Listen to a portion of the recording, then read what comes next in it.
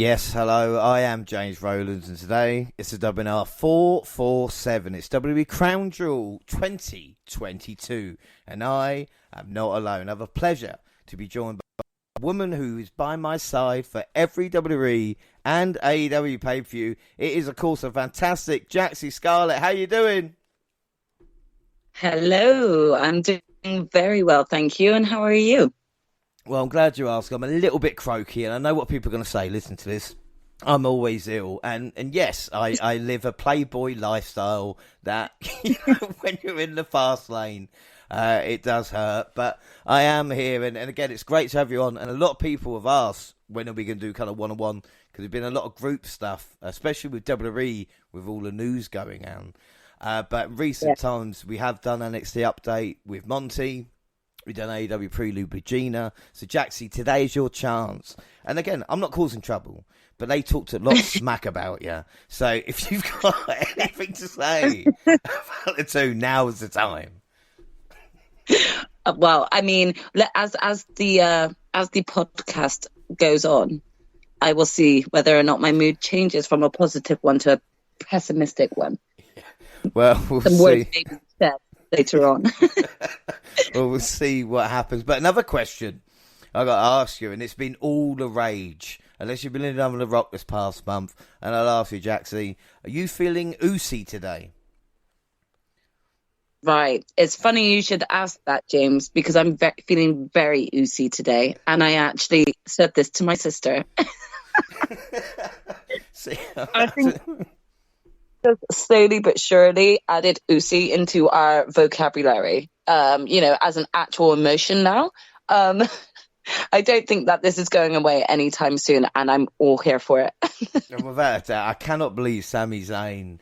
Because the thing is, when you think about trying to break Roman Reigns and Solo, he broke all of them in that one shot. He really did. I mean, also, as a fellow Brit, I'd like to ask you this question, James. Do you feel like you're slightly missing out on Waffle House?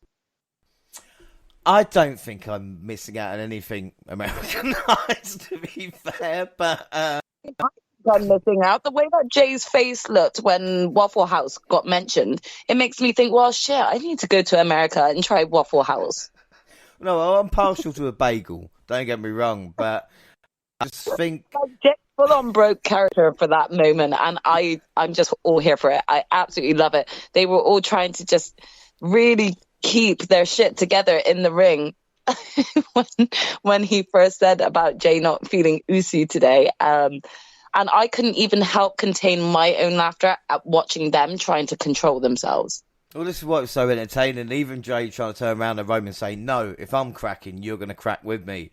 And like I said, Jay, how he tries to keep control, and we've all been there, and he just can't. And it's just like you said, it was quality stuff, and it shows you it's the right, do what you want to do, because the whole Sami Zayn thing, if the stories and rumours are true, it's only going to be a short-term thing, but it's kind of turned into gold, and it is one of the most entertaining things that I can remember in WWE for a very long time.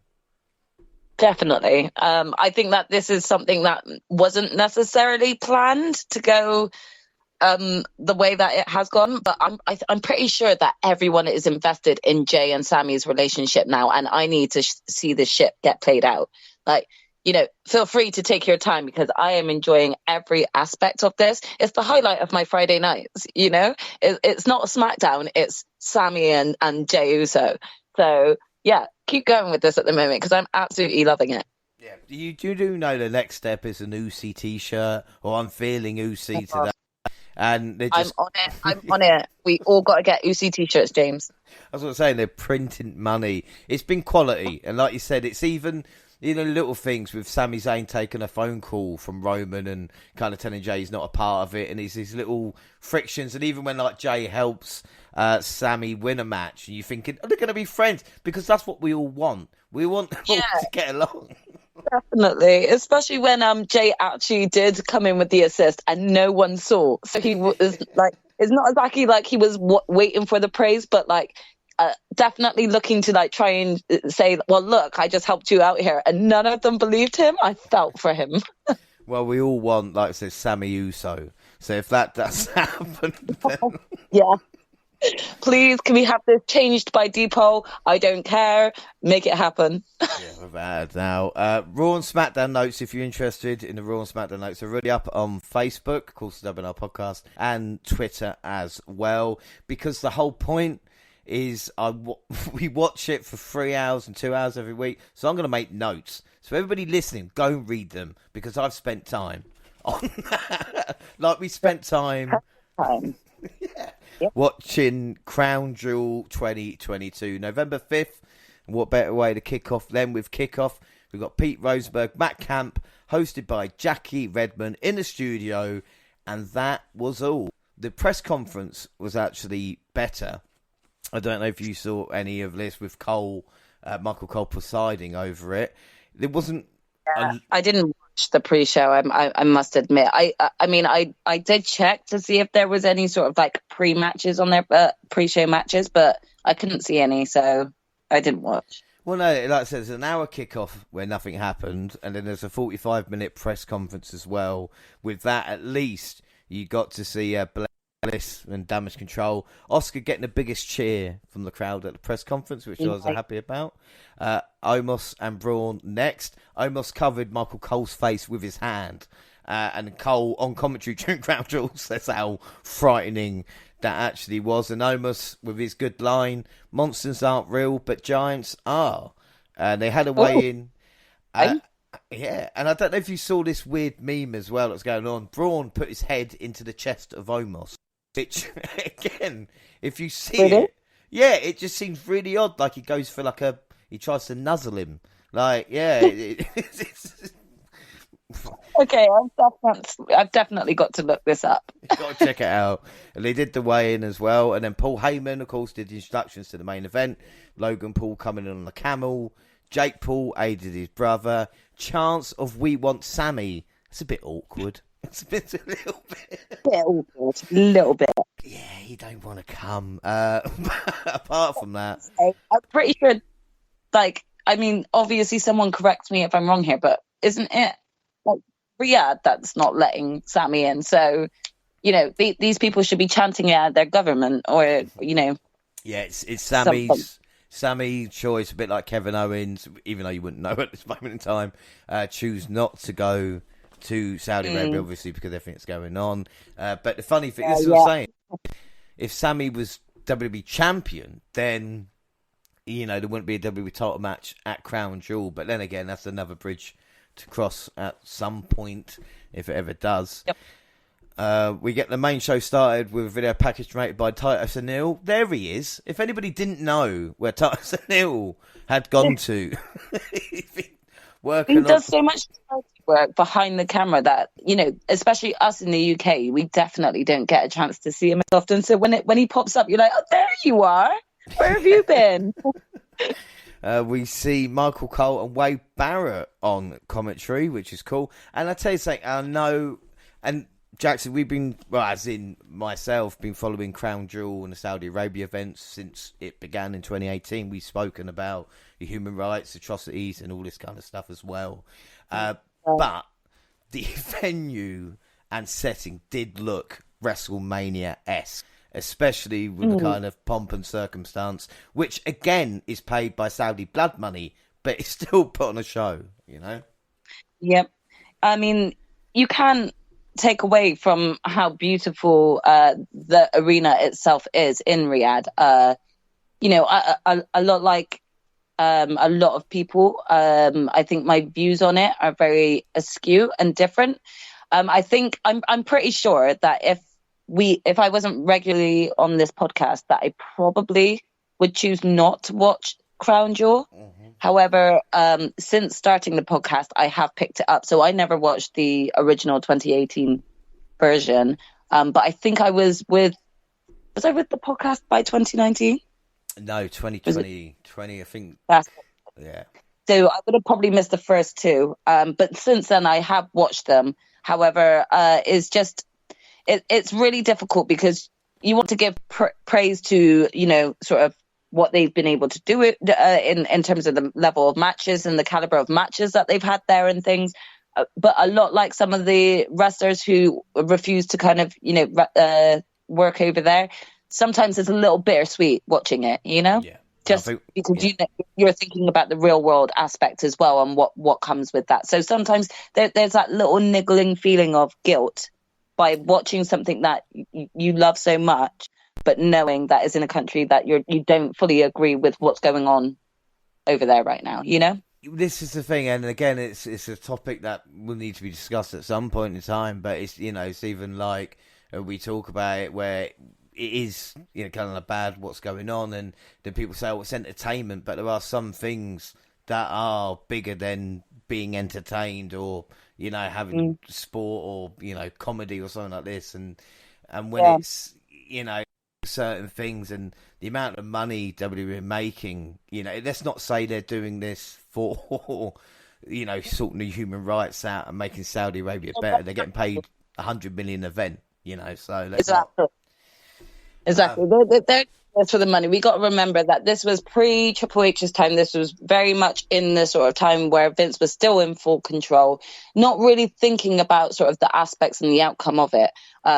So, you got to kind of just take into account that this was not done in, like, from the company itself's point of view, this was not done in a way where it was meant to sort of like put anything down on what is going on in Saudi at the moment. But it was purely from a business standpoint of earning that money. Yeah. And, again, like we said, all the bad things about it, the one positive from an entertainment side is putting all their, well, you could argue, best talent first. And like I said, we look at the match card and how it's set up, which we're going to talk about now. But let's never forget, about this. We will enjoy and review it. And like I said, it looks wonderful on the screen. But like I said, there is bigger picture in life. But we're going to start the action with a fantastic opener. I don't think there's been many better openers in WWE pay-per-view history with Brock Lesnar versus Bobby Lashley. Great entrances with Bobby, and Jaxie's going to sound weird. I like him throbbing on that podium. Do you know what I mean? You know when you see his leg going and he's just getting ready. I'm just like, go on, Bobby. Come on.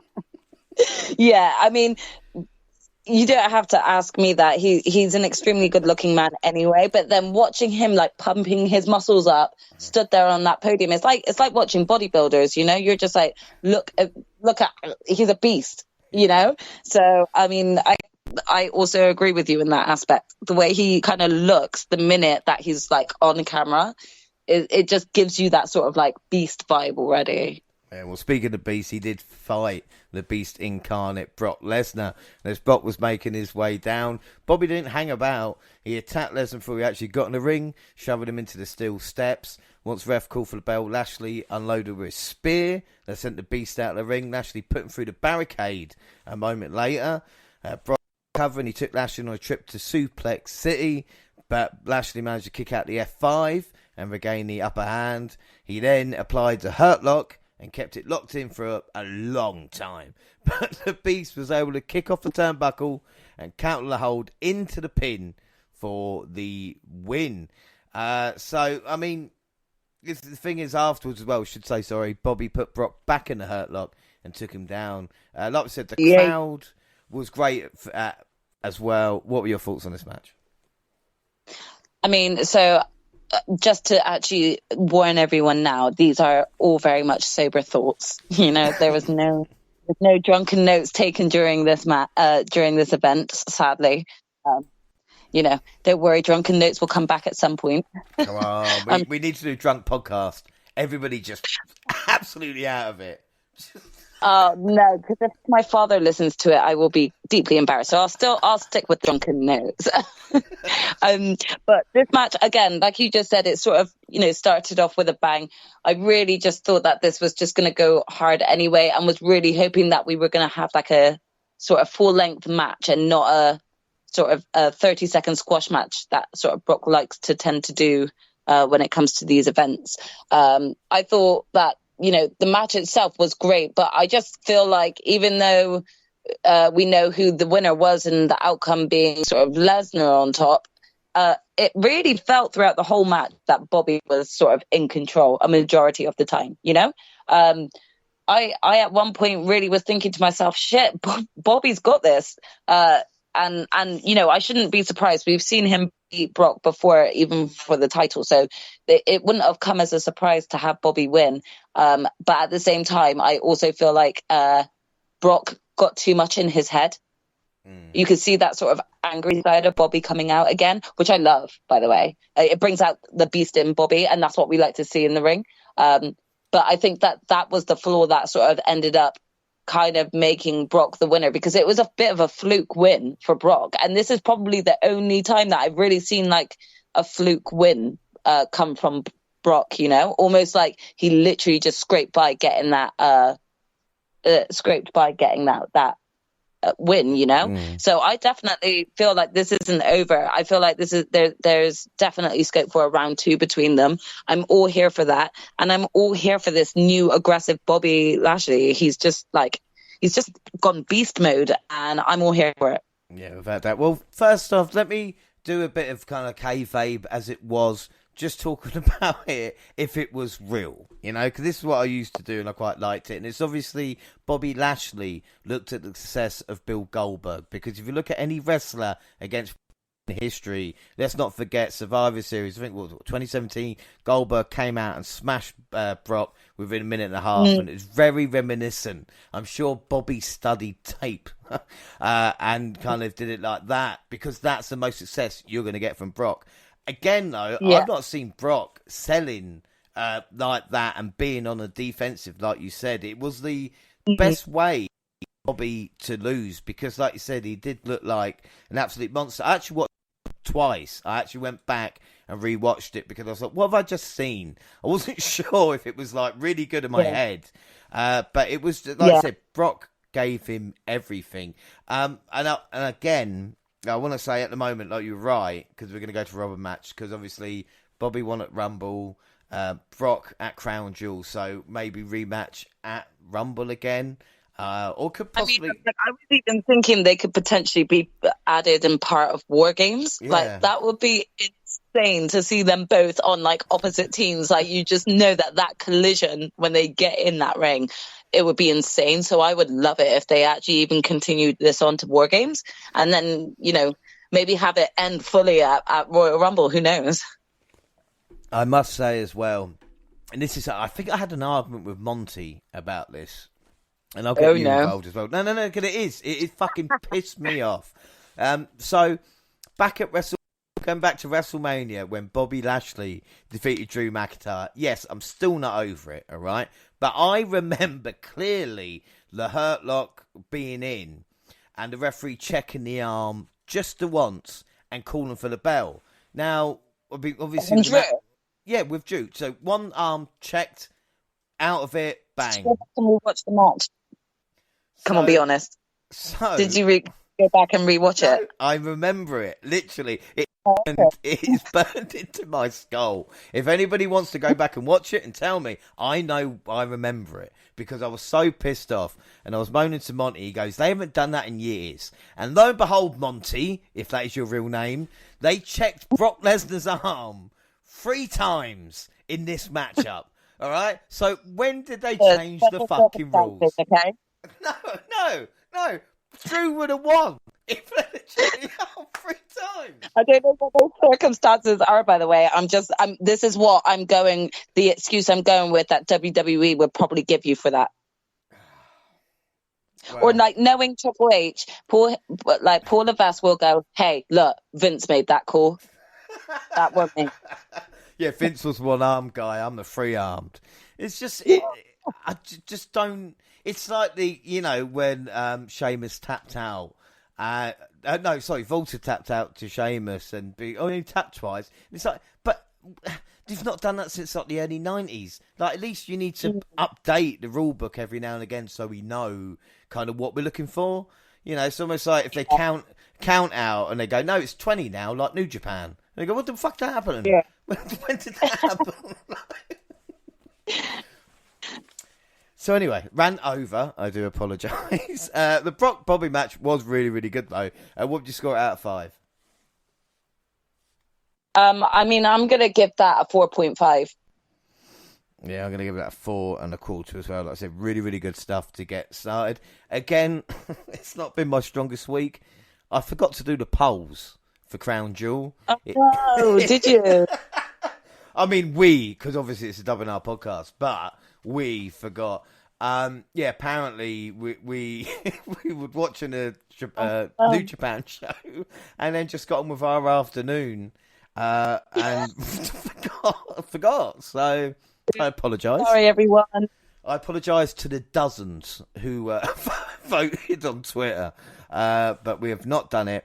Luckily, I did remember predictions, and it is prediction leagues, and we're getting down to it now. Bonus league at this moment in time: Jaxie on 6, Gina on 7, Monty on 8, I'm on 12. AEW prediction league: Monty, Gina on 1, Jaxie on 2, James on 3. Pay-per-view where we are right now: James on 4, Gina on 5, Monty and Jaxie tied with 6. And of course, we've only got 2 more WWE pay-per-views to go. This is going to be tight here today. And again, I didn't send you guys my predictions. Apologies, I forgot. But I did put them up on the Impact show. Better than asking that we only get to meet them, get to have your answers when everyone else does on this podcast. That's so unfair. No, I didn't. I actually, if you go listen to the Impact pod, which was recorded on Saturday, I did my Crown Jewel predictions on them before the show started. So, yeah. Well, as you see from the scores, none of us smashed it tonight. I'm not gonna lie. None of us. Nope. I like to think that this was last minute, booking. That was the issue. I'm just thinking of anything to create an excuse right now. We did atrocious. Do you know what? And the thing that annoys us is all of us looked at that card beforehand and thought, this is really easy to pick. And we've probably done that with every WWE show and just failed, because otherwise we'll be getting perfect scores left and right. And it's like, I took chance at Extreme Rules. I went Edge, fuck's sake. And I still got the wrong choices. So again, it just shows you, it just shows you how at least you didn't choose The Miz. No. Oh, that's remember that. But to be fair, I remember she actually had said she felt pressured into choosing someone else because someone had made that comment about our answers being similar. When, again, guys, I'll just remind you, usually a match is between 2 people or a tag team. There's only one or the other you can choose. So sometimes not just myself and my sister, but James or Monty, all 4 of us could be matching. It doesn't mean we've discussed beforehand. No, without doubt. Yes, an excellent point. And the thing is that might, with Gina as well, getting used to it. Like I said, I threw you guys in the deep end as well. But like I said, Jaxie don't give a fuck. She will murder everybody in a way to win predictions. Well, if I can, I will. Excuse me, but it's just that's the rules, And I know, and Monty's so bad that he sends me his predictions separately. All right, so that's talk about. We've all got our little things that we do. I just copy his once he's sending mine. Exactly. See? You do it too. So, well, we all went Brock, so we all start with 1 point all. We then see Byron Saxton interviewing Alexa Bliss and Oscar backstage, asking how they prepared to defend the titles after holding them for 5 days. All of a sudden, we see a Bray Wyatt insect logo appearing on the television screen next to Bliss, and the duo made their entrance while Cole acknowledged the history between Bliss and Bray Wyatt. Now, not ruining predictions, but when you saw the Bray Wyatt logo, did you think they've got other plans for her? Yep. This was the moment that I realised I fucked up. Well, I didn't want to say anything, but I was on the phone to my sister, obviously watching the show together, and I just remember seeing it and going, I made a mistake. Well, we all did. And again, I'm going to rant at the end of this match. Let's no doubt. So let's just get Asuka and Alexa Bliss versus Dakota Kai and Io Sky for the women's tag team titles. We saw Bliss and Kai starting for their teams with a quick sequence of takedowns and counters. Neither woman could gain a clear advantage until Kai hit a headbutt. The crowd come alive when Sky and Asuka tagged in and locked up. The Empress Tomorrow took control before she and Bliss worked together to take down both opponents at ringside. After Asuka spent some time on defense, Bliss got the hot tag and took it to both challengers with everything she had, with all four superstars eventually performing a Tower of Doom superplex, with the goddess taking the brunt of the damage. But while the referee was distracted, Nikki Cross attacked Bliss, paving the way for Kai to get the pin and regain the women's tag titles for Damage Control. Jax, before I get your opinion on it, a couple of positives for me. Io and Kai's outfits look great, and Io flew with the code red. Bliss spun. Yeah. Fuck me. It was brilliant. But I did put "fuck you, Nikki." It does make me cross, and I apologise for the pun. What were your thoughts on the match? Right. So, I mean, I think overall, in terms of the match itself, it was awesome. We've seen both teams wrestle before in different matches, but for some reason, this match felt, like pay-per-view worthy. It was really good on both sides. I agree.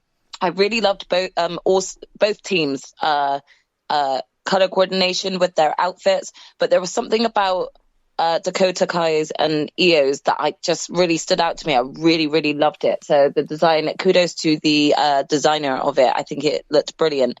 The match itself, it was really good. There were just like so many sort of like high moments that just everyone was really enjoying. There was like a really good sort of constant continuation of countering between Io and Asuka that really made me like lit a fire in me at wanting to see these two in a singles run in a feud, and just knowing that if they just really were allowed to let loose, even have their own sort of like 60-minute match, they could just make so much magic. There's so much talent in that ring.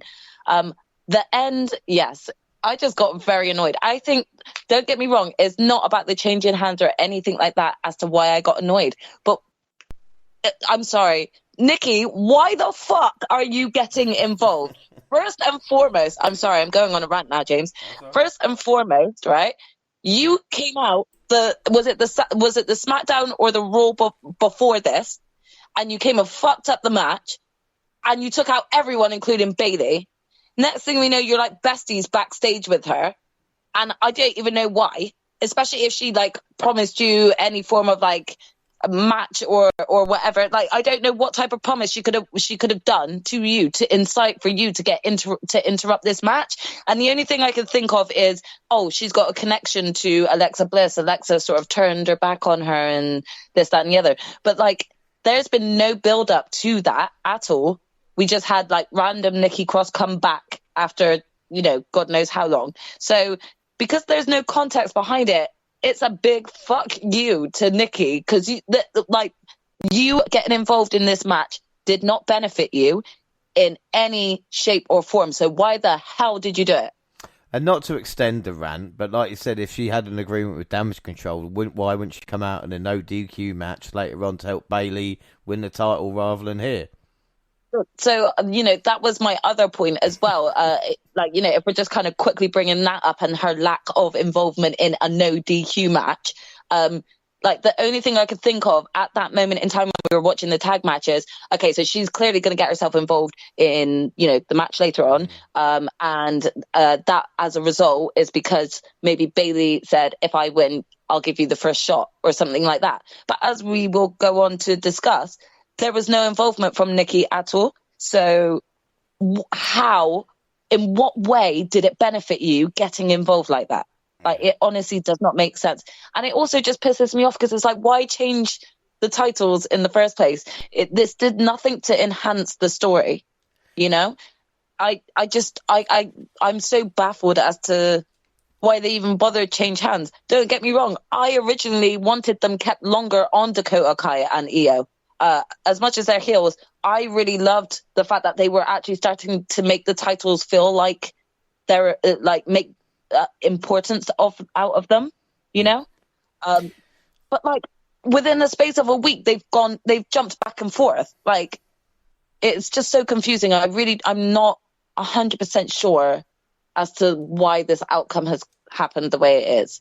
Well, the thing is, for me, the most annoying part is when, you know, the referee is there and she can see the three competitors in front of her. And then what is she thinking Bliss is doing behind her? Like jumping off the rope herself, or like, you know, trying to damage herself. It's just, it makes common sense just turn around and go, what is going on there? And it was such a rubbish finish. And again, not to bring up stuff from the past, but Stand and Deliver, Kai and Gonzalez beat Toxic Attraction, I think Stand and Deliver, to win the titles and lost them like 5 days later. It might be the next takeover after that. But again, it's bait and switch, and it feels like Triple H booking. You know, we've seen it in NXT, we've seen it now, and it's like, it doesn't help anybody. Yeah, exactly. I don't understand how he can think that there's anything beneficial by having someone change hands so quickly like that. It does nothing for the belts. And as we already know, the women's tag title belts have not had the best of runs. We've had really great tag teams in them, and they've taken the belts away way before they can really solidify the importance of those belts. You've got Sasha and Bayley, who were the first ever champions. They really were starting to make something, and then had the belts taken away very abruptly, and quite understandably so. That was caused the result of Sasha to sort of take a break from things. Then you actually put them on the Iconics, which at first I really was not a huge fan of, because you had them on Sasha and Bayley, but the Iconics really were starting to make something of those belts too. And the minute that, you know, sort of Black Wednesday came, a lot of people left, including the Iconics. The belts have just been in the hands of two singles competitors being pushed together, you know? So it's like, finally, we had like a few months back having a solidified team like Damage Control coming in. You put the belts on them and they're doing great. But then you do this. Yeah. Like honestly, I would love to actually just ask Triple H, like, what was the purpose? Well, this is the thing, it just makes the title reign pointless. But the match up until the finish was, like I say, really enjoyable. What you got out of 5? Before I do, I'm just going to add one more thing. And I can't help but have this niggling feeling that it could be that the only reason why he had them change hands on Raw, just to change back by Crown Jewel, was literally to please the Saudi Arabia crowd. That is the only thing I can think. Yeah. Because we didn't have that many people, I don't think we had any other belts change hands. No, that is true. But then again, like I said, it's a main event for Raw, and then you can switch back on Crown Jewel and go back to normal the next week on Raw, you know? So, again, it's an easy out, but... Yeah. It really pains me, because I actually really love the match, so I'm going to still score it quite high, because I think that the match itself went really well, and I don't think that that all 4 women involved in this match should be held accountable for the booking of this match. So I am going to still give it like a 4.5 as well. I really did enjoy the match itself and the wrestling that came with it. I think it would have been higher for me if the outcome wasn't Nikki getting her ass involved. Yeah, well, I'll put 3.95 because of the finish. It was quite happily going along at 4 1/4, and then that finish happened, and I go, no. Yeah. Predictions, we all went Oscar and Bliss, so none of us scored a point. It's 1-0 still. None of us saw it coming, to be fair, so no one can really blame us for this outcome. Like, no one thought it was change hands 5 days later, you know? And then we had Drew McIntyre versus Karrion Kross, and I don't know if you, but I am one of Drew's. I am Drew Bridges fan. I am one of his figures fans. I don't know. But I do not care for this feud. I fuck this feud. You know, I still think, again, I'm not over him losing to Bobby Lashley at Mania. What do you think I'm like from the Clash? And it's like, fuck you, Drew. Not only are you going to lose at home, you're going to lose Extreme Rules in this stupid fucking finish. And then I worked out his last premium live event win was WrestleMania versus Baron Corbin. He's lost every one since this year. And it's just like, what the fuck are they doing? I know Drew is not number one guy, but if he's not going to get his chance now before Cody or Randy or any person, you know, Bray, it's taken it out of me a little bit, you know, and it's just, I cannot pretend to care about this because, again, and we'll talk about the finish, it's just, I don't know, what's Drew doing? Just wasting time, isn't he? Well, do you know what? I'm trying to be fair here when I look at the situation, but I really just don't understand why this feud has carried on for as long as it has. I too, like you, have not really been enjoying this feud. And do you know what it is? It's not even the fact of the men that are wrestling. I can't take the fact that like this whole feud is stemming because Scarlett keeps getting her ass involved and no other woman has come out and just smacked a bitch up. But it makes Drew look like a fucking idiot. It really does. You're getting played by a woman in each of your matches, and I think this is where my issue is lying with sort of even going into discussing this match, which we will in a minute. I just like, you fucking asked for a steel cage match for a fucking reason, and it still doesn't fucking help. Like, what the fuck? It got me. There was literally a comment on Kickoff where they went a steel cage match, and the guy went, "Oh well, you know, Scarlett can get involved." No, it's a still fucking cage match. The whole concept is to keep them outside. Pepper spray does not care about steel cages. Fuck me. Why have a steel cage match? Have a ban honestly, from there ringside was no match. point. Yeah, there was no point to this. If you were going to try and enclose him, Drew, you should have picked Hell in a Cell. Like, yeah, Scarlett's still been in it, but like you said, with the previous result, it's almost like, Saudi Arabia needs a steel cage match. Yeah, exactly. And it's like, why, Drew? Like, you're quite a likable person. I can imagine you're likable backstage. You are a face. Why the hell have you not gotten just any random woman anyone would do just to come out and smack a bitch up? Scarlett don't wrestle. Scarlett wouldn't do shit. She'd lie on the floor crying. So why have you not just got like someone to come out and smack a bitch up? Yeah, and do you know how close I am for travelling to Drew? Just being like, look, I'm there. Tag me in. You know, I can do this. I think his manager. You should manage him. Yeah, is that my name? It's James I bet Rollins. And I definitely think you would help him pick up more wins. I would, without a doubt. But obviously, we talk about the steel cage match between Drew and Cross. And Drew hit the first big takedown with a side suplex. They traded punches on the top rope until Cross kicked out McIntyre's leg to crotch him on the top. Ooh. They gave the world's biggest fan of Hourglass an opportunity to take control and punish his opponent.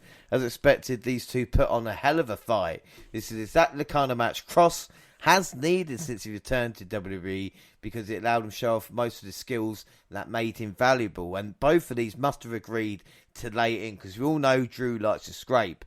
But Cross was, you know, like I said, holding his own. Scarlett then prevented McIntyre from escaping the cage by spraying him in the face with a mace again. So the same finish. I'm trying to keep calm. The same finish as Extreme Rules. Scarlett always packing. Drew should have known that. Drew should have known. I don't know. And then she sprayed the official as well. And then locked the door. Honestly, I wonder how we can get out now. I don't even know. Was it pinfall and submission as well? Because that another thing that annoyed me. If Drew needed anything, it was a Claymore to Cross and a 1-2.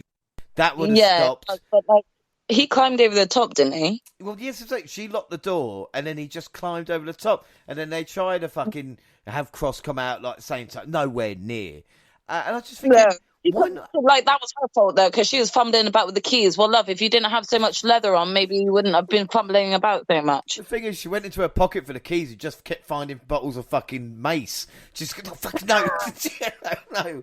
Where are the keys? And you know what? I think Corey had the best line during commentary where he was like, well, look at like female Mrs. Pinhead over here from Hellraiser. And I was like, I just lost my shit. Yeah. Like, he was calling her the female from Pinhead from Hellraiser. And then I looked at her and I was like, oh my God, that's all I could see. To be fair, she did have these really weird fucking like spikes coming out of her face, which cannot have been. I mean, you don't want to forget that. You know? No, you don't. Like, I hope that Carrion made sure that they were taken off before he leant in for a kiss, because otherwise he would have probably gotten blinded. Yeah, right. But I think this proves we need a new finish guy in WWE. Now, it used to be Pat Patterson was the guy that used to do the finishes in WWE matches. Obviously, Vince did take that over, but we are sorely lacking. If you look at the women's tag and this, the finishes were fucking shit. And well, you know, I mean, like, the match was good between Bobby and Brock as well. Technically, you can still say that was won by a roll-up pin. So yeah, definitely all three finishers so far haven't been the greatest, you know?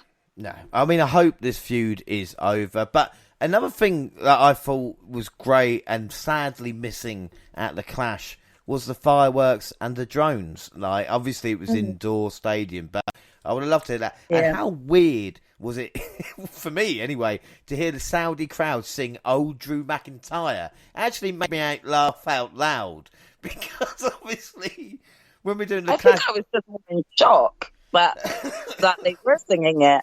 Yeah. But, I mean, we can't deny that, you know, Saudi has just as many fans that love these wrestlers just as much as we do. So it was really nice to actually hear. It was very feel-good, you know, being able to hear them sing for him. Right there. And then they did the holy shit chant as well with the superplex off the top, where you go, oh, you've learnt the language, I suppose. Yeah. But the match was hard-hitting, but that fucking finish. What would you score it out of 5? I'm going to give it a 3. I didn't really enjoy this match, if I'm truly honest. Like, I wasn't really invested in the feud either. So, like, this feud, let's just face it, let's admit facts here. The feud is between Drew and Scarlett, not Drew and Carrion. No. So, I mean, for me, this whole thing wasn't working. So it got a 3 for me. Yeah, we are literally booking, like, the Survivor Series card with, like, Bobby and Brock, Scarlett versus Drew. Like, this is the matches that we need to make sense. Yeah. Prediction wise, I knew Gina hated me, but she picked Karrion Kross because she does. The rest of us went Drew, so Gina's on 1. The rest of us are on 2. I scored this a 4 out of 5 as well, only because I'm biased when it comes to Drew. Yeah. I'm so biased. I don't. Everybody knows. Everybody knows. No, I'm not complaining though. Look at Oscar's match. I'm very biased for Oscar, and Oscar's match got a 4.5. No, but again, we don't lie. You know what it's going to be. We then get the Judgment Day with Finn Balor, Dominic Mysterio, and Damian Priest versus Ucey, Styles, Gallows, and Anderson. Cole pointed out Ripley's hairstyle and said Ripley told him she was paying homage to late great Beth Phoenix. And I thought, will we maybe get Beth tonight? Nah, they wouldn't have travelled over, would they? But they're obviously setting it up. I don't know whether they know Survivor Series or Rumble, really. I must admit, she the rendition of her hair that she did, she looked great. And she really did give me Beth Phoenix vibes. So even though she probably did it out of spite, I appreciated the homage to Beth Phoenix. I always like to see, a good cosplay and things like that. So I actually appreciated her look because of how dedicated she was with the hair to Beth Phoenix. Yeah. And another thing, obviously women have to cover, I say obviously women have to cover up in Saudi Arabia. How disgusting would that be? But again, we mentioned it with Damage Control, and with Ripley having to, like I said, full body, she looks fucking wicked. Like, she doesn't look like she's changed at all, really. As for the match, though, we see Anderson and Balor begin for the teams. It didn't take them long to tag in the bigger members of the groups, Gallows and Priest. And we obviously saw the two big men going at it. The Arch of Infamy hit a cheap shot to put a stop to it. Styles and Dom came in for the exchange before the OC began to dominate. The least experienced member of Judgment Day with double team moves. Eventually Anderson was the one being overpowered by the opposing team. It was a steady pace was kept through most of the match, so occasional double or triple team spots stood out more. The crowd was into the match, but the loudest reaction came when Styles and Balor finally got into the ring. There was a fantastic superplex spot with electric chair drops, which the timing was perfect on that when they both took, all 6 men took it. And of course, Rhea Ripley interfered and attacked Styles to give the Prince a chance to hit the coup de grace to score the win. Jaxie, what do you think of the match, and why the fuck did we not see this coming? Yeah, I think that we were all pretty adamant that we were going to get female interruption to distract Rhea from this. I think we also just realized that, OC have only just come back. They'll probably keep them on a high, so they're probably going to get this win just being reunited in their first tag match with AJ Styles again. I think we all kind of just went with sort of that mentality when we went with the OC. But I really should have seen this coming. Judgment Day are on an absolute roll right now. And it would be stupid right now to actually have them start dipping and losing prior to Edge or Beth Phoenix returning, They really need to kind of feel like that threat. And they really are doing that week in, week out. Was I shocked at that outcome? Yes, I actually didn't see that coming at all. But I'm kind of glad that the Judgment Day won because, they've been, as a group, they've been on and off for me. I think for me, I grew to kind of really like them and enjoy them when Edge had been part of it. And then also felt like it dipped because Edge left way too quickly. Yeah. So to see that they've got this continued momentum, this is something that, this is booking done right by Triple H at this point. So I wasn't mad at the fact that I was taking a loss here. No, but again, it's still annoying when you think, why did none of us see this happening? And another thing, when I was watching this match, I was thinking Gallows is an awful wrestler. If he wasn't in the club, it would be again, I quite like W. Morrissey now, but Big Cass or something. He's just not very good. And watching him, fair play to the man to have so much success, Carl Anderson. I think it definitely helps that he's more of a tag team. I think he comes across a lot stronger when he's in a tag team. If we were to see him in a singles match, I don't think it would last very long. But I also feel like I don't really see him wrestle that much as a singles. So it's really weird. I think he could definitely do with training more. I think that he's kind of coasting on the basics. Yeah, it's 80s kind or holiday camp wrestling, which is nothing wrong with that. But of a early Kevin Nash, before Kevin Nash really got into the swing of things, if that makes sense. Yeah, no, without doubt. Like I said, it's just you look at him and go, it really is bad. And Carl Anderson losing in New Japan for losing in WWE. So I suppose that works out. Hikulelu probably watching on. This was a good match, but again, was it pay-per-view worthy? I mean, I don't think. I feel like this match was built up pretty well, but I also felt like it kind of ended really quickly.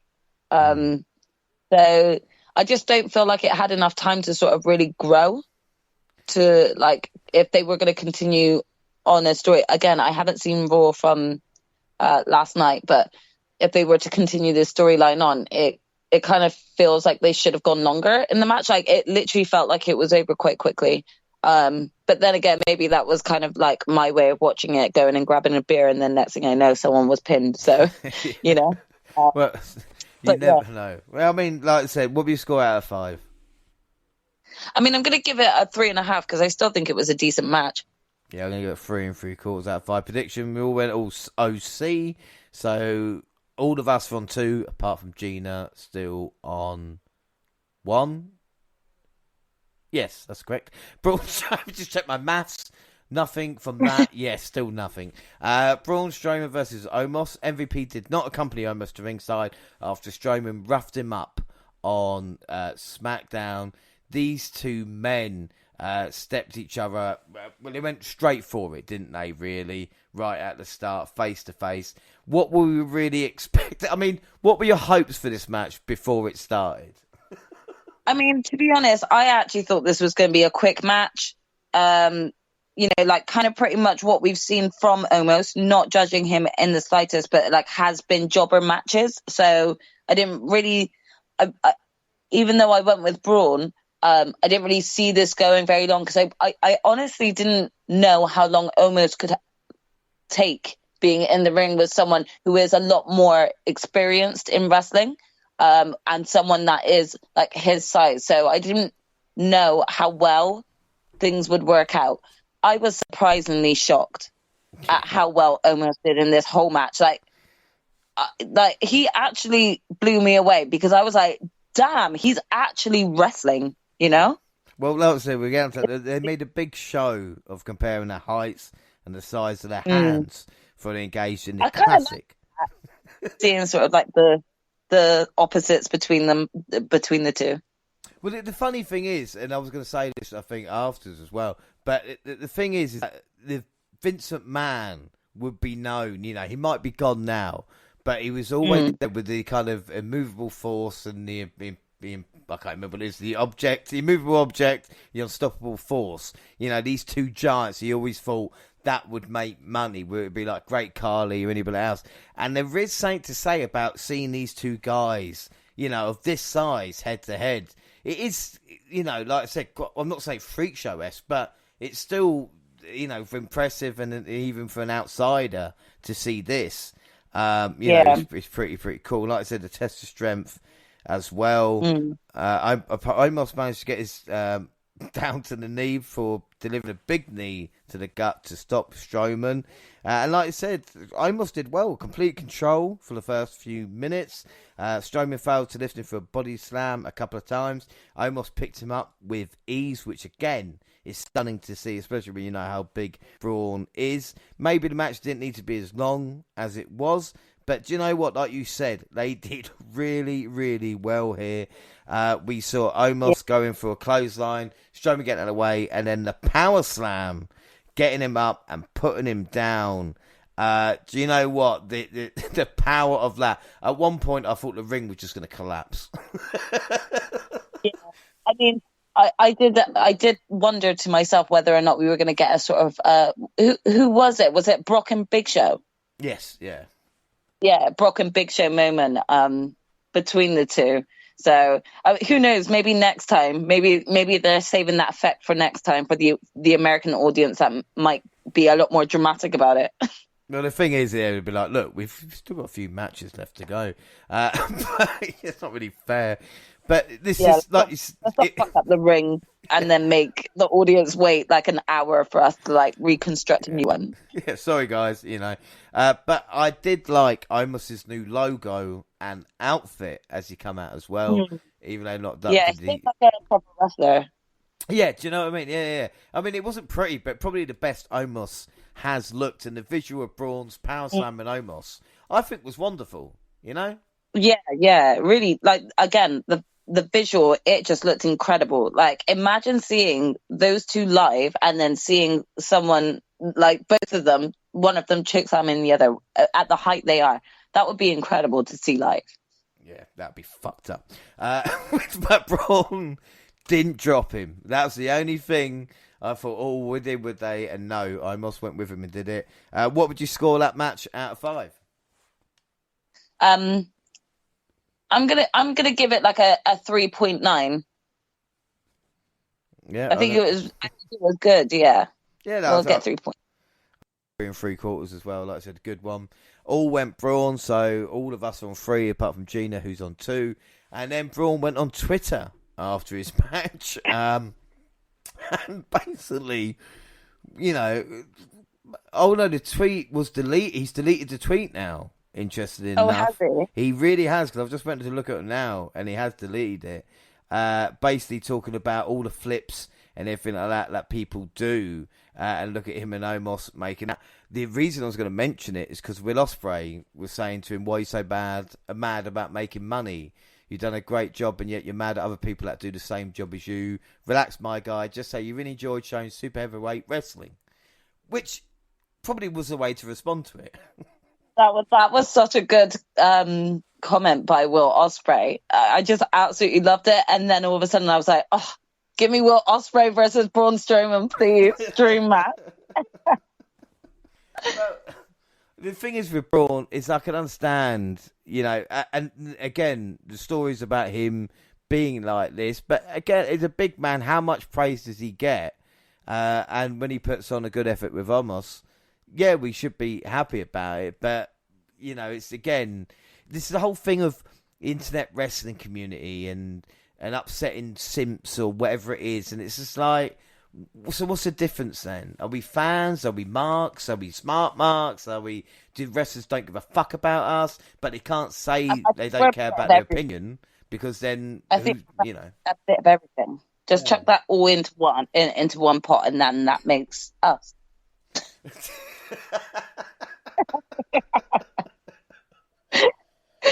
I suppose it's true. Like I said, this is a weird thing though. It's like, does a wrestler care about what you think about wrestling, or you just buy their t-shirts and stuff like that? But then again, they're not beholden to you because you buy their merchandise, and it's like we don't pay for what they do and family. And it's just like Braun had a good match and maybe got overexcited, and he's deleted the tweet now. I think that'd be fair. I think that's probably for the best. In a way, I don't know if it was meant this way, but you could kind of almost see it as mockingly towards other colleagues of his. So I can see why it would rub some people the wrong way. So I think it's probably just best to kind of like not escalate this any further and just kind of deleting it in general. I think that was the best move. Yeah, I think without doubt. Well, we see next match with the Usos coming out and feeling very Ucey. And Michael Cole noted that Jay had his arm on his sleeve and told him he believes he suffered a broken wrist on the European tour. He said he had an MRI on Monday. He would defend the tag titles against New Day on SmackDown. I love listening to Michael Cole. We're actually finding interesting things out. Yeah. I mean, well, he's giving us a lot more to go on rather than just constantly, it's boss time, like his usual. At least we're getting a bit more range from him. Yeah, fight night. Now he's... I mean, every time he's still saying that, when he says about fight night, I can't help but feel like he's really missing saying it's boss time, and he's just waiting to say it again. And I'm like, Sasha, please go to SmackDown. Or no, wait, which one is he on? It's SmackDown, on Raw. But he's on SmackDown. But like you said, imagine Sasha Banks and then Michael Cole just exploding, ejaculating everywhere. That's it would be a whole new rendition of JR's Stone Cold. It would be a new rendition, and it would just be, it's ball time. That would be great. Unfortunately, you're not getting the boss. We're getting the Usos versus Ridge and Butch for the Undisputed WWE Tag Team titles. The Usos getting love, but no Sami Zayn, Solo Sikoa, or Sheamus. So it was just 2-on-2 situation. Butch spent a long time in the ring with both Usos before he tagged Holland to take over. The powerhouse went on a bit of a rampage. Neither team was able to control the other for too long. Felt like an even fight most of the time, but the Usos, having so many double team moves they can rely on, gave them a few more opportunities to overpower their opponents.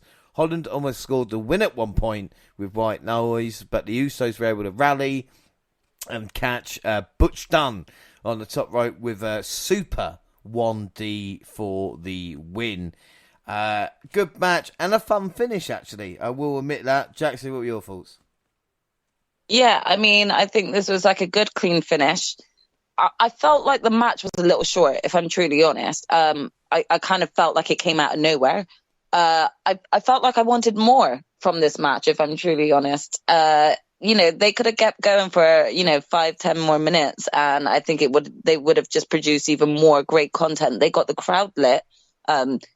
Us as the audience were quite lit watching it.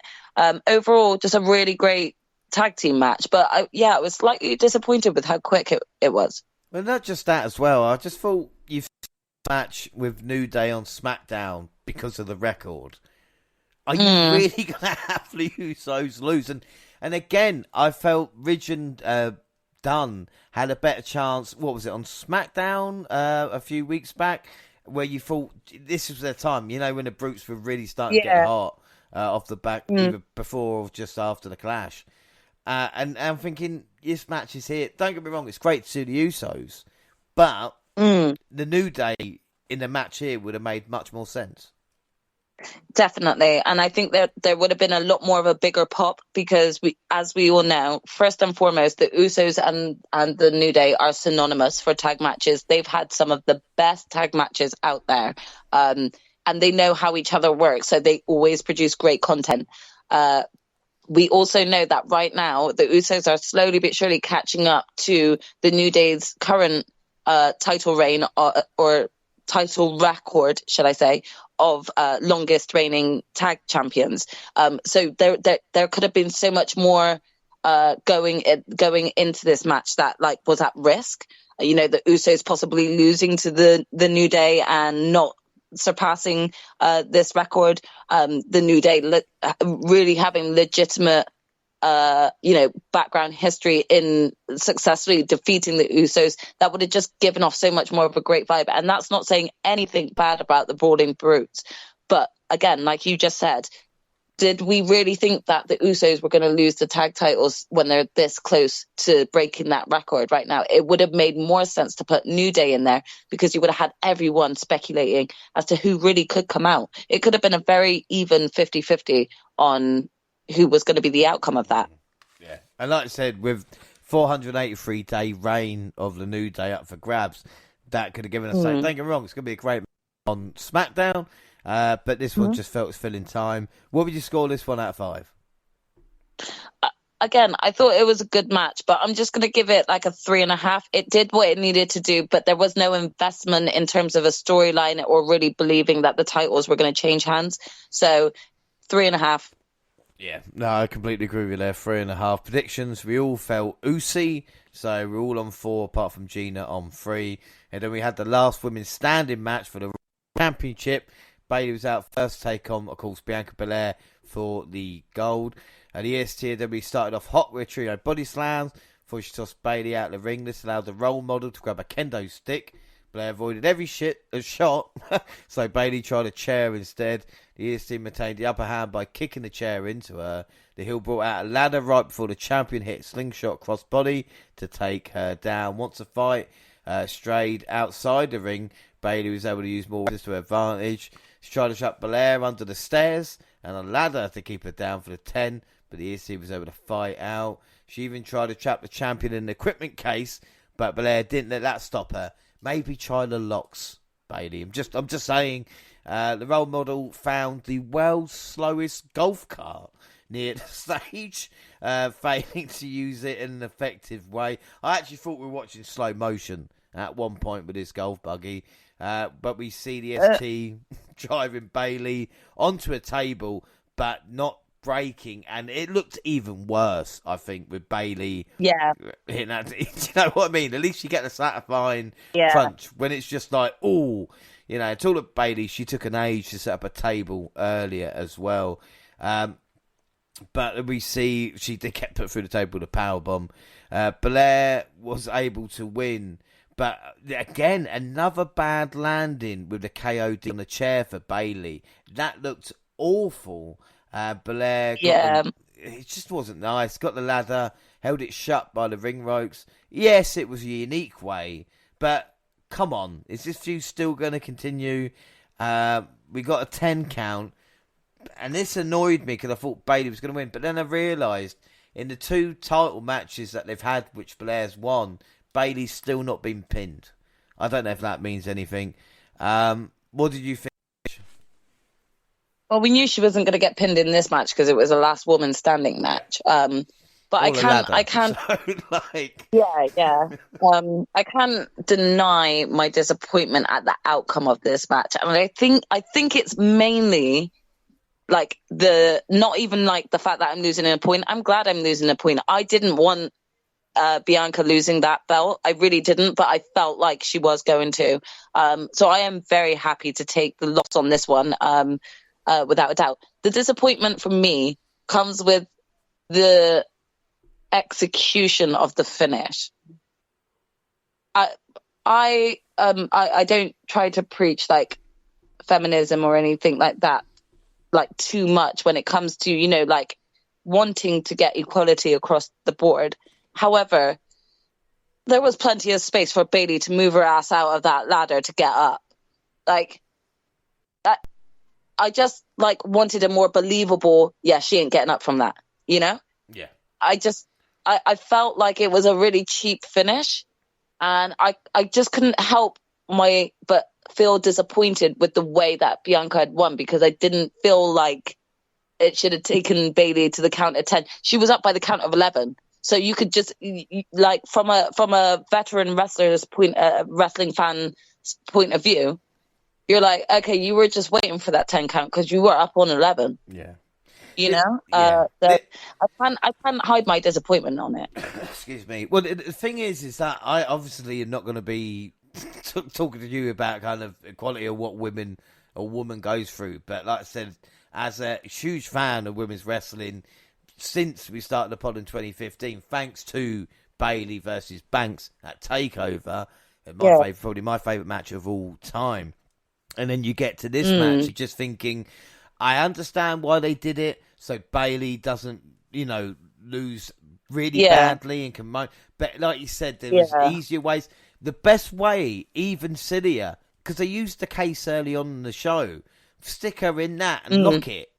Like, or something in that way. You know, I honestly thought, if I'm being truly honest, we were going to go all sort of like sports day on this, in terms of when I saw Bianca get into the caddy, I wondered whether or not she was just going to drive her ass backstage, jump off, and peg it back to the ring, and Bianca make it on 10 or something like that, and Bayley's still there trying to get back to the ring, you know?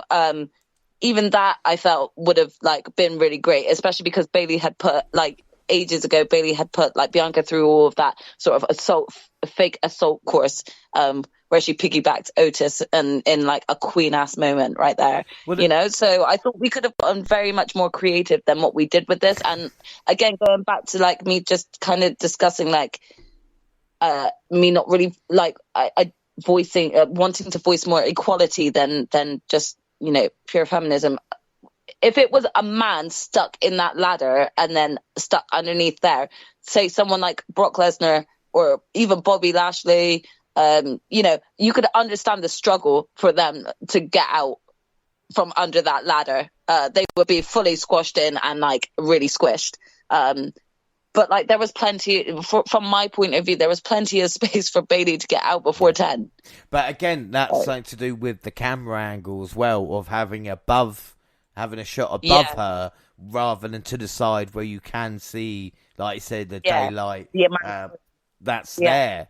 But again, what I found really fucking weird is the on Raw, they both went through like off the announce table through like staging area, a couple of tables, and that was a better bump than they had in the last women's standing match. And I'm thinking, finish the fucking last women's standing match like that, you know, rather than instead of a Bayley to Bayley, or even a Bayley to Bayley, get Belair to get up first. And then Bayley's like, how the fuck did you beat me? And it was because of the landing. Blair bounced up on 9 and Bayley stayed down, you know. But it's again, you'd have to kind of look at it. And there was a few spots in this that didn't work. But again, and is it just because we've seen too much of Bayley and Belair and expecting something else now? Because like I said, this feud will continue. Well, I think, like, you know, don't get me wrong. I should actually backtrack here and just actually say I thoroughly was entertained throughout their match. I really enjoyed all of the aspects of it. The golf caddy part actually had me reminiscing on the Stadium Stampede match in AEW and how funny that sort of like little section was. So I really did enjoy that. And I also felt like both women worked well with all of the equipment that they were using against one another. the disappointment came with the ending, you know? So I don't want everyone thinking that I didn't enjoy this match. I did. But I do think that there was, especially as it was a last woman standing match, there was so much more you could have done with and gotten very creative with the way that they were going to finish it. As you rightly said, the bump that they both took on Monday was like a holy shit type moment that would have totally worked. As perfect. It would have. Obviously, it got the crowd lit to watch the pay-per-view. Yeah. But then when you can't deliver on sort of like a even more satisfying finish for the last woman standing match, like this is the result that you'll get, is like more disappointment. But my issue as well, and again, I know I'm different to most people, when it comes to even long-term kind of WWE stuff, or even short-term, and it's like, before Bayley's injury, she was feuding with Belair. So now, in between, I think it was like Hell in a Cell, she missed out or had the match there, and then you think about, they've faced each other on pay-per-view now like 4 or 5 times, with Bayley losing every time. And you're thinking, so if it goes to War Games, Damage Control win, and then we kind of have her back in title contention, or do they go somewhere else? I'm not saying they've ruined Bayley by booking her in this way, but again, I know and this is the thing, I know she's not kind of been pinned, but we don't have to wait till the Rumble to see that. You know, like, have it on Raw or something beforehand. Yeah. I don't need this like continuously longed out anymore between Bayley and Bianca. I think there needs to be some form of break or something like that right now. I don't want it to go stale. Yeah. Do you know what I mean? Like, and sometimes like that can happen with feuds. So you do need to kind of remember that you've got a whole roster of women that you can kind of fish in between, you know? Yeah.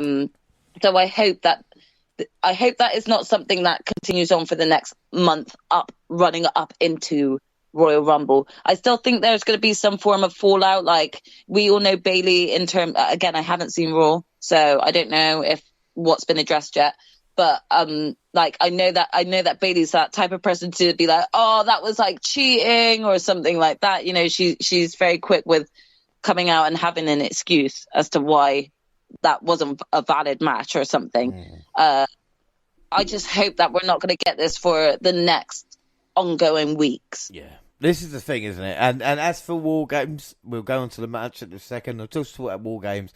Could I have an idea for this? Would probably my dream War Games match, which would be, of course, Damage Control with Nikki, and you're going to hate this, but Charlotte returning, taking on Asuka, Belair, Lynch, Naomi, and Banks. Now, I guess they're not going to have 3 big returns like that, so we could replace Naomi and Banks with Lorraine and Bliss, and I think that we're probably looking at War Games.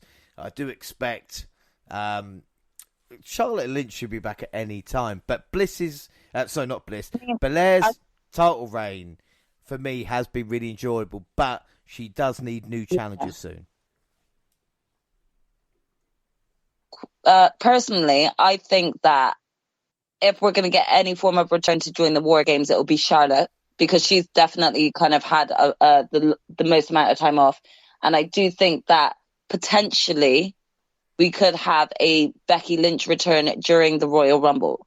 Yeah. But the thing is, if Lynch comes back at the Rumble, then she'll be expected to win. Yeah. And then again, if we're looking at, depending on what WrestleMania could hold out, but plans change, like I said, but it could be interesting. Yeah, but remember as well, Lynch hasn't actually faced Ronda, and if Ronda goes into WrestleMania as champion and Lynch wins the Royal Rumble, she could take on Ronda.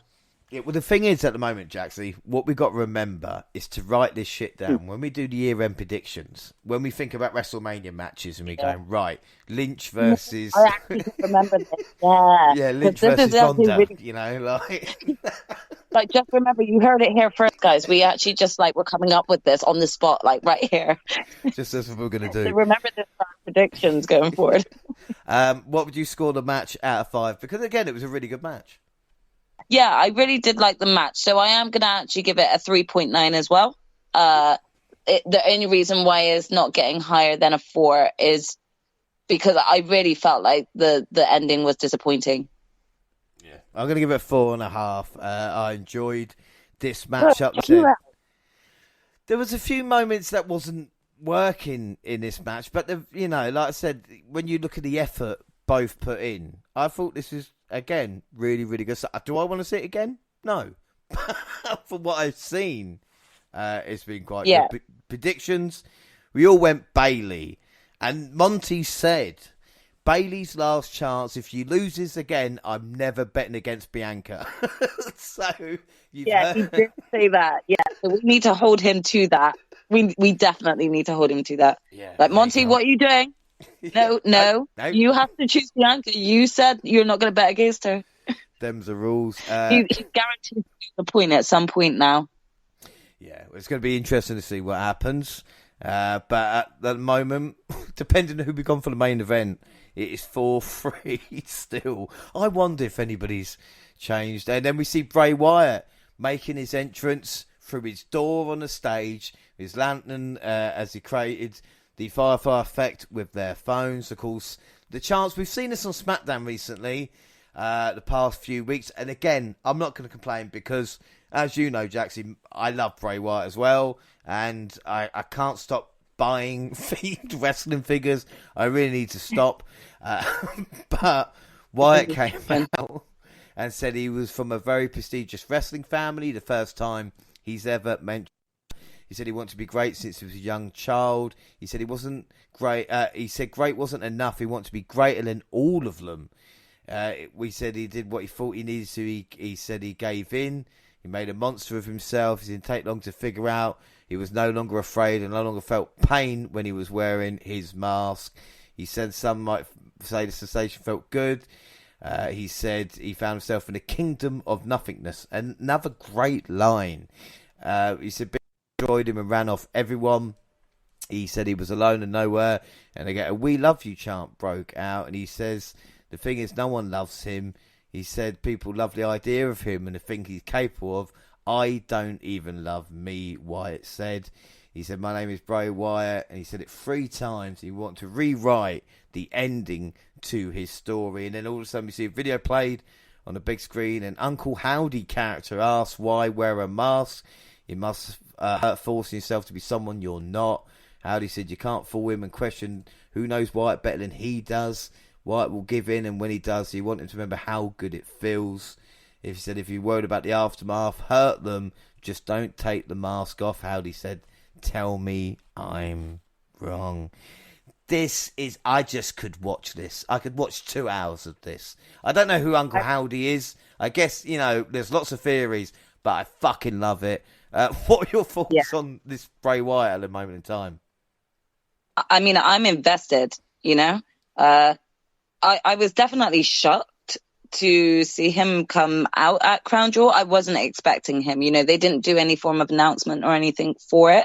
So I was definitely like, what are you doing here? But every single time that Bray is on the mic, he delivers. And he has a way of actually resonating with people.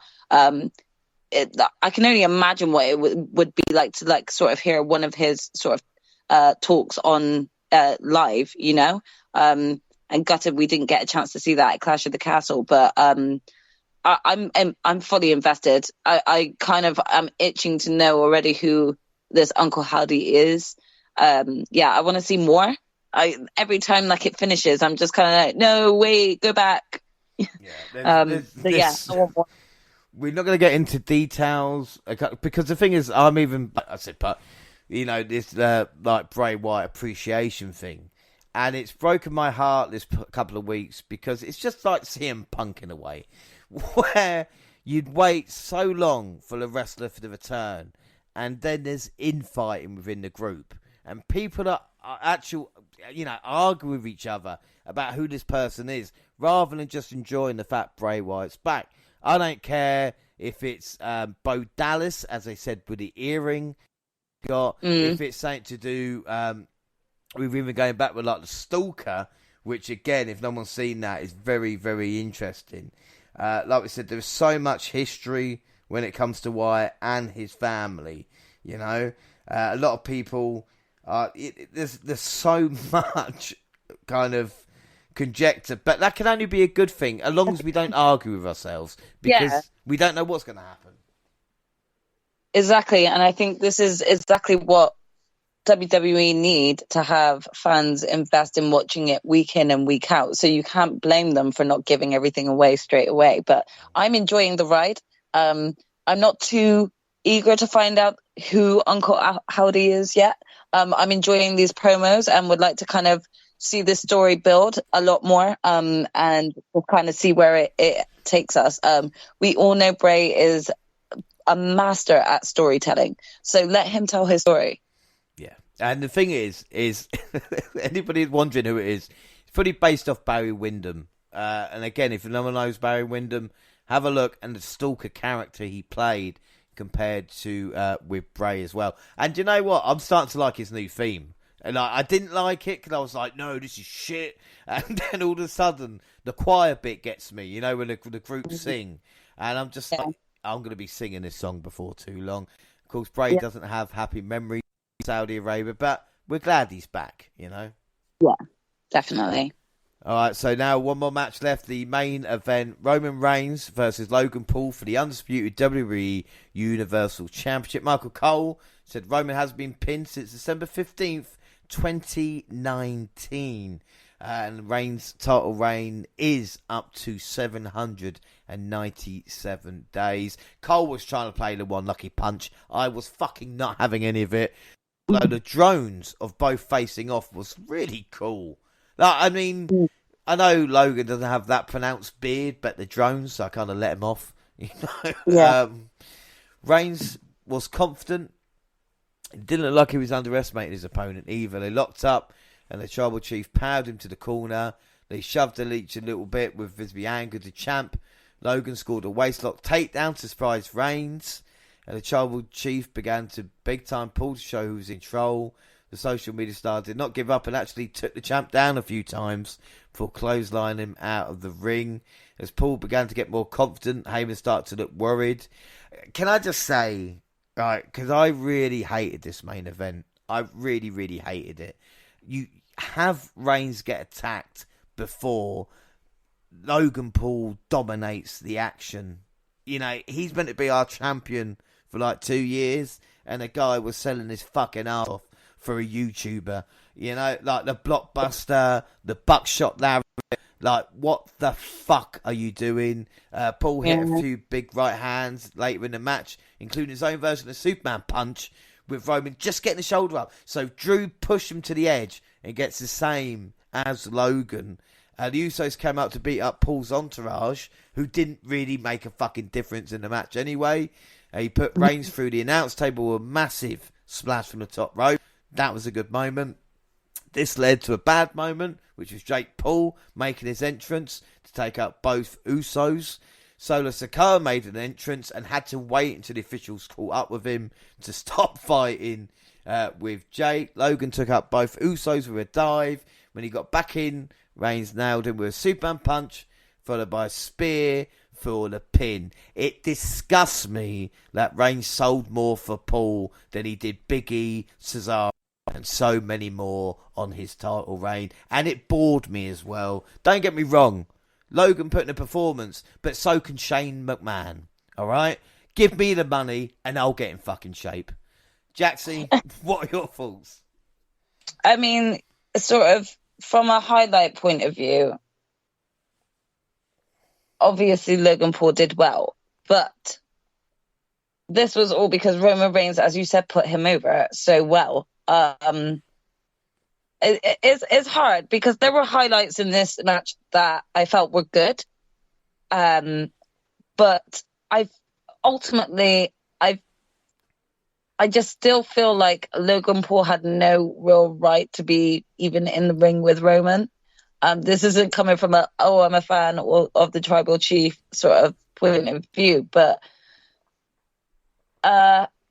the amount of matches Logan's had and everything like that, none of it has warranted him ever to even have the right to challenge for the title. So when watching this match and watching how much Roman was putting him over, I really was like, why?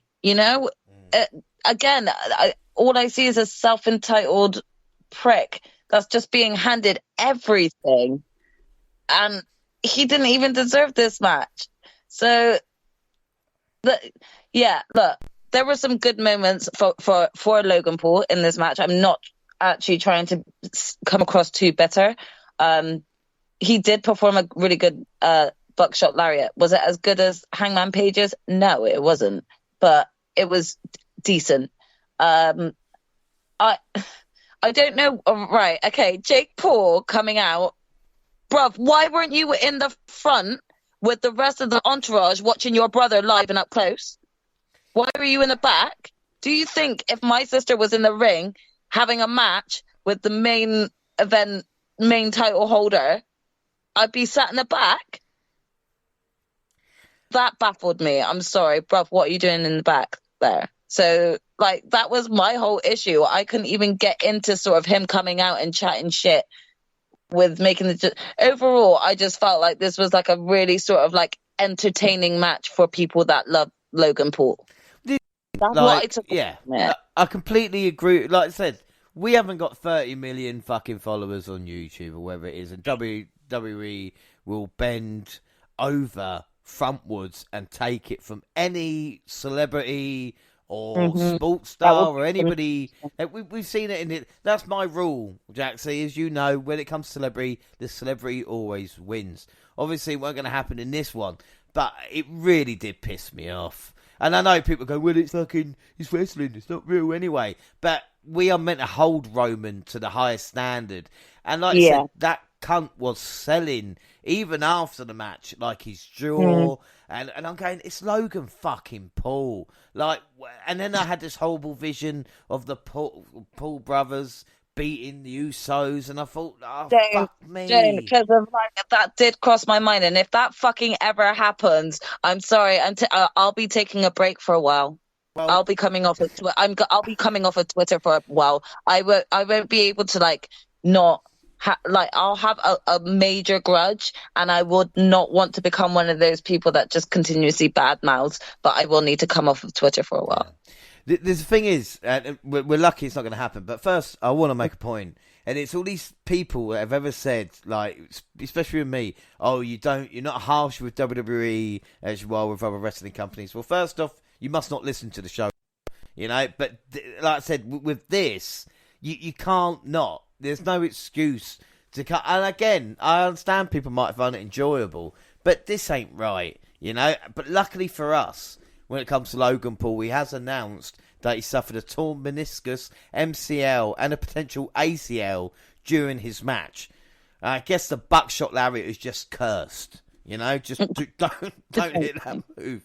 But WWE will love it because the jump through the announce table has had over 40 million views, so they got what they wanted. Yeah, of course they did. Makes me fucking sick. It really does. It's meant to be a story. Build up a challenger. Oh, here's a YouTuber with a few views. Lucky punch. There you go. It's just... And now we're not going to get a reigns match, and a singles reigns match, probably to the Rumble.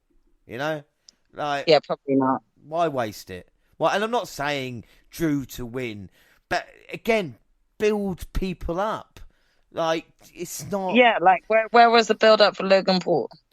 It's just not. It's not great. And again, good performance, but Shane McMahon used to put in good performances, and look what happened at the start of this year. I know people forget, but even his dad don't want to be a part of it anymore. I know I'm being harsh, but god damn it, it does piss me off. Especially when you invest. I am harsh, but I have spoken my views on the Paul brothers before, and sort of their lack of sensitivity and the sort of trouble that they've gotten in. So I'm not trying to hide my dislike for them. I think their work ethic is commendable.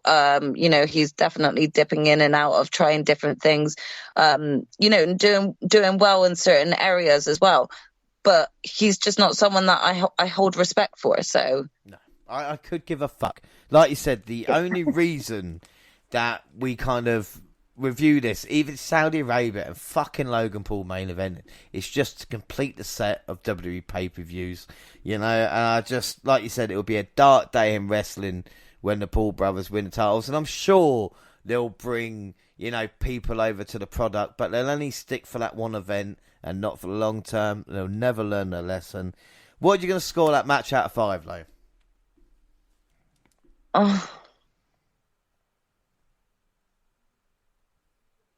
I'm going to give it a 3.5. I wasn't even invested really in it. I knew Roman was going to win. I just didn't really feel the need for this match in the first place. So I'm trying to be fair here. No, that's what I was thinking. I'll up my score a little bit. A 3 3/4, because again, it's a Roman Reigns title match, but you know, it still leaves a taste in my mouth. You know,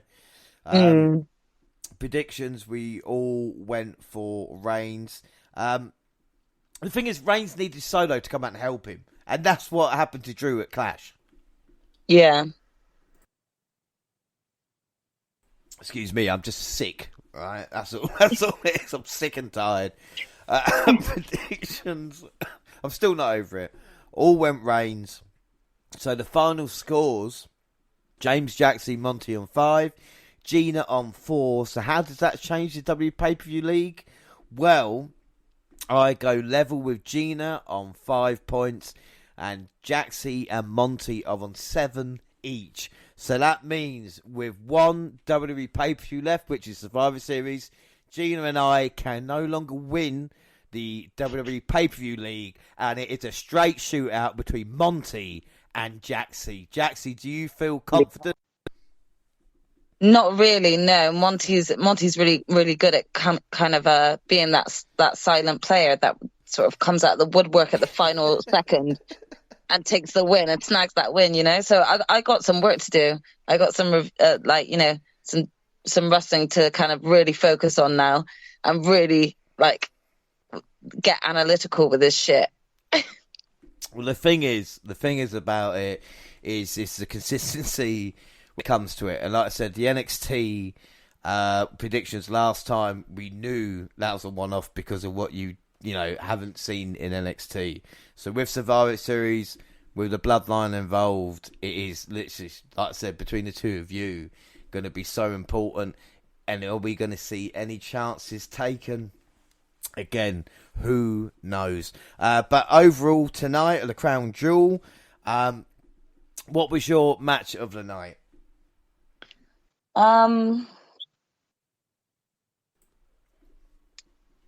It's tough, isn't it? It's tough. I'll say what you've rated. You've put the Bobby Brock and the women's tag as the same. So between the two of them.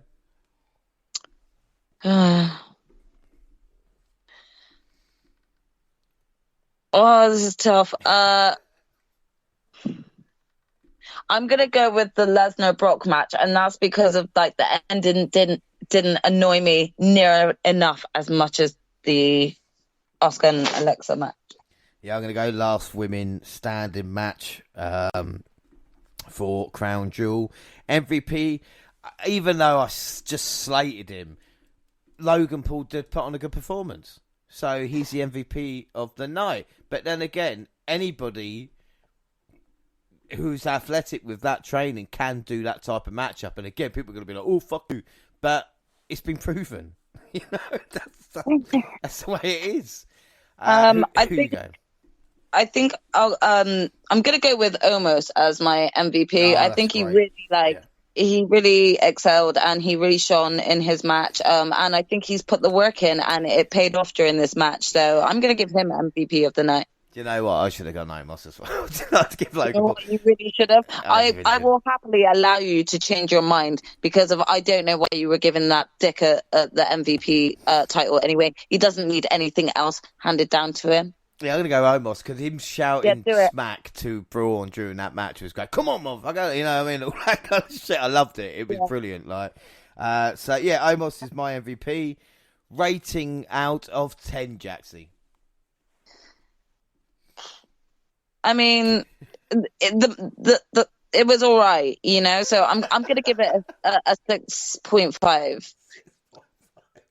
Yeah, like I said, it was all right, wasn't it? You know, I won't be as harsh. I'll give it 8.25, but I will never, ever. I can guarantee you. Apart from maybe, I think that's maybe why I watched Bobby and Brock twice, because I'm never watching this show ever again. I'm never, ever, setting up the network.